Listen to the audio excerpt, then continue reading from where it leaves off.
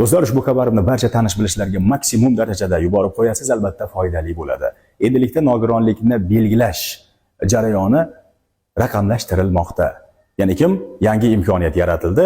Nogironlikni belgilash uchun onlayn tarzda ariza yuborish imkoniyati yaratildi. Qanday deysizmi? Ushbu xabarimni oxirigacha eshiting.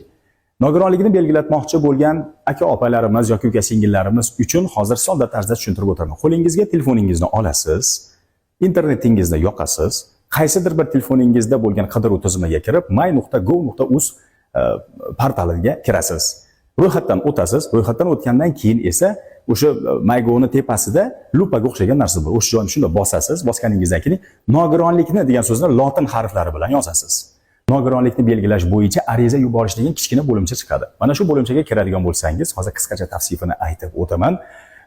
Jismoniy shaxslar bemalol foydalanishliklari mumkin. Xizmatdan foydalanish mutlaqo bepul. 40 kun ichida yana qaytadan ariza yuborish imkoniyati yaratilgan. Asosi hukumatimizning tegishli qarori hisoblanadi. Do'stlar, endilikda qiynalib nogironlikni belgilash bo'yicha qaysidir bir idoralarga borib sarson bo'lib yurmaysiz. Aksincha, qo'lingizdagi telefon orqali hujjatlaringizni va barcha ma'lumotlaringizni kiritgan holda nogironligingizni belgilash bo'yicha onlayn tarzda murojaat qilsangiz bo'ladi.